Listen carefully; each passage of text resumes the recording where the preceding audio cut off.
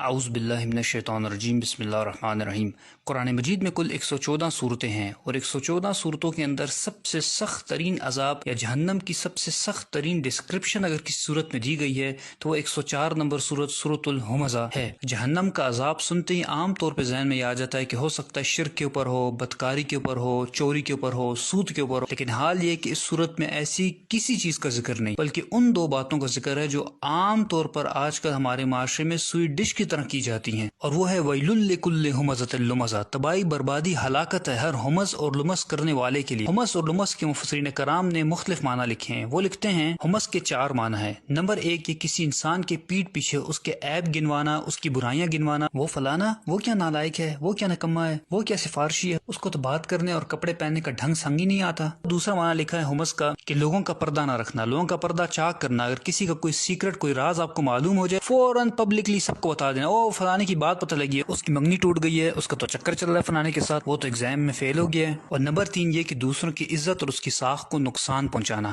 اگر کسی محفل میں کسی کی تعریف ہو رہی ہو تو فوراً سے اس شخص کی کوئی ایسی برائی بیان کر دینا جس سے اس کا امپریشن اس محفل کے اندر خراب ہو جائے۔ یعنی اگر لوگوں کے دلوں میں اس انسان کے لیے محبت ہو، عزت ہو، تو صرف حسد کی بنیاد پر کہ لوگ میری تعریف کیوں نہیں کرے، پھر بچوں کی تعریف کیوں نہیں کرے، اس انسان کی مخالفت شروع کر دینا اور جھوٹی سچی لگا کر لوگوں کے دل اس سے برے کر دینا۔ علامہ آلوسی رحمۃ اللہ لکھتے ہیں کہ جس وقت یہ 3 کام ہوں گے تو اس کا رزلٹ وہ چوتھا کام نکلے گا، اور وہ چوتھا کام کیا ہے؟ الکسر، یعنی توڑنا۔ ان تینوں کاموں کا نتیجہ یہ نکلے گا کہ پھر بعض اوقات رشتہ داری ٹوٹ جائے گی۔ جب آپ ایک انسان کی ہر وقت عیب بیان کریں گے، اس کی کسی برائی پہ پردہ نہیں رکھیں گے، لوگوں کے سامنے ہر وقت اس کا امپریشن خراب کریں گے، تو اس کا خود بخود رزلٹ یہ نکلے گا کہ وہ انسان آپ سے اٹھنا بیٹھنا چھوڑ دے گا اور اس کا سارا گناہ آپ کے اوپر آئے گا۔ چنانچہ رسول اللہ صلی اللہ علیہ وسلم نے ایسے لوگوں کے بارے میں ارشاد فرمایا، مسلم احمد کے اندر حدیث شریف ہے، شرار و عباد اللہ کی مخلوق میں سب سے بدترین انسان کون ہے؟ المشاؤون بالنمیمہ، جو لوگوں کی پیٹ پیچھے ان کی برائیاں بیان کرتے ہیں، ان کی چغلیاں کرتے ہیں، والمفرقون بین الاحبہ، اور آپس میں محبت کرنے والوں کے درمیان نفرتیں پیدا کرتے ہیں، ان کے دلوں کو برے کرتے ہیں ایک دوسرے سے برائیاں کر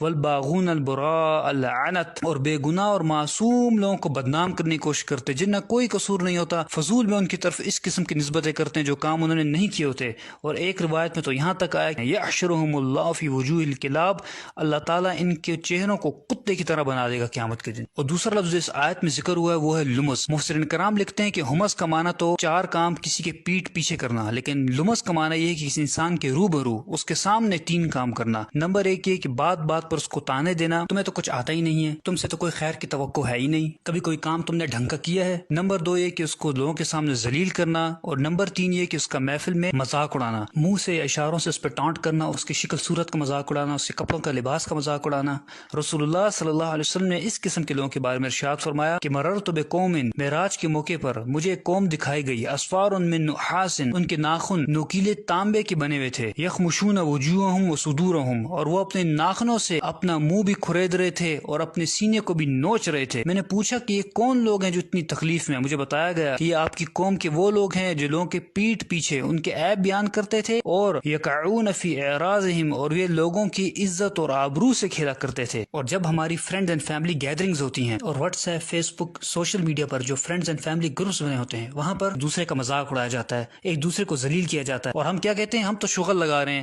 ہم تو کٹ لگا رہے ہیں، لیکن ہمیں اس بات کا بالکل احساس نہیں ہوتا کہ ہم کس طریقے سے ایک انسان کا دل دکھا رہے ہیں، اس کی دل آزاری کر رہے ہیں، اس کا مذاق اڑا رہے ہیں، اس کو ذلیل کر رہے ہیں محفل میں، اور جانتے ہیں کہ اگر آپ ایسا کر رہے ہیں تو آپ کا انجام کیا ہوگا۔ ایسے لوگوں کے بارے میں رسول اللہ صلی اللہ علیہ وسلم نے ارشاد فرمایا کہ ان لوگوں کو جہنم کی ایک وادی میں ڈالا جائے گا جس وادی کا نام ویل ہے، ویل واد فی جہنم، یہ جہنم کی ایک وادی ہے، تعوذ منہ جہنم، اور یہ اتنی خطرناک اور گرم ترین وادی ہے کہ خود جہنم اس سے پناہ مانگتی ہے، کل یوم 70 مرہ، 70 دفعہ جہنم خود پناہ مانگتی ہے اس وادی سے کہ یا اللہ مجھے اس سے پناہ میں رکھ۔ ایسے لوگوں کو اس وادی میں اللہ تعالیٰ ڈالے گا۔ اور امام راضی رحمۃ اللہ لکھتے ہیں کہ یہاں جو ذکر ہوا ہے ویل کا، یہ ویل بیسکلی کیا ہے؟ یہ بدوائیہ کلمات ہیں، اور یہ کس کی طرف سے ہیں؟ جب آپ کسی انسان کی عزت ساخت کو نقصان پہنچاتے ہیں، اس کا مذاق اڑاتے ہیں، تو جو اس کی دل آزاری ہوتی ہے اور وہ جو دل سے بدوا نکلتی ہے، یہاں اس کا ذکر ہے۔ دوسرا معنی وہ لکھتے ہیں کہ یہاں ویل سے مراد ہے کہ اللہ تعالیٰ آپ کو بدوا دے رہے ہیں، آپ یہ کام کر رہے ہیں، ویل لکل ہمزۃ لمزہ، آپ سوچ لیں کہ اللہ تعالیٰ فرما رہا ہے کہ تو تباہ برباد ہو جا، تو اس قسم کے کام کرتا ہے، تو ایسے انسان کو کیا دنیا میں ملنے والا ہے اور کیا آخرت میں ملنے والا ہے۔ اور اب یہاں اس نفسیات کو بھی سمجھ لیجئے کہ یہ کام کر کرتے کون لوگ ہیں؟ تو اس آیت میں آگے اللہ تعالیٰ نے فرما دیا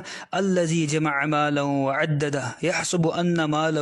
اخلدہ، وہ لوگ جو مال جمع کر کر کے رکھتے ہیں اور سمجھتے ہیں کہ ان کا مال باقی رہے گا۔ یعنی کیا معنی ہوا؟ معنی یہ ہوا کہ وہ لوگ جو آپ کے فرینڈز فیملی سرکل کے اندر آپ کے مقابلے میں اسٹیٹس میں زیادہ ہیں، تعلیم میں زیادہ ہیں، مال و دولت میں زیادہ ہیں، ان کا بیک گراؤنڈ زیادہ مضبوط ہے، تو پھر ایسے لوگ خود بخود اپنے آپ کو سپیریئر سمجھتے ہیں۔ جب یہ سپیریئر سمجھتے ہیں تو پھر یہ آپ کو حقیر سمجھتے ہیں اور آپ کو ذلیل کرتے ہیں، آپ کا مذاق اڑاتے ہیں۔ اور معذرت کے ساتھ ان لوگوں سے زیادہ قصور ان لوگوں کا ہے جو لوگ ان کے اندر گھسے بیٹھے رہتے ہیں ہر وقت، جو ان کو ہر چیز میں اپنا بڑا بناتے ہیں۔ جب یہ لوگ ان کو بڑا بناتے ہیں تو ان کو موقع ملتا ہے کہ اس قسم کے کام کرتے ہیں۔ اور امام رازی رحمۃ اللہ علیہ ان پالشی اور چاپلوس قسم کے لوگوں کے بارے میں لکھتے ہیں کہ جس وقت ان امیر لوگوں سے یہ اٹھ کر جاتے ہیں تو یہ امیر لوگ ان کے پیچھے بھی ہنستے ہیں، اور یہی ان کی سزا کے لیے کافی ہے۔ اور یاد رکھیں کہ یہ دنیا میں سزا ہے، لیکن آخرت میں ان کو بھی اتنی ہی سزا ملے گی جتنا کہ مذاق اڑانے والے امیر لوگوں کو سزا ملے گی۔ اور آخر میں اللہ تعالیٰ سے دعا ہے کہ اللہ تعالیٰ ہمیں زبان کے شر سے بچائے، اور اب تک جو بھی زیادتی ہم سے ہوئی اللہ تعالیٰ اس میں معاف فرمائے اور ہمیں سچی توبہ کرنے کی توفیق عطا فرمائے۔ سب سے دو درخواستیں ہیں، ایک دو نفل پڑھیں اور اللہ تعالیٰ سے معافی مانگیں،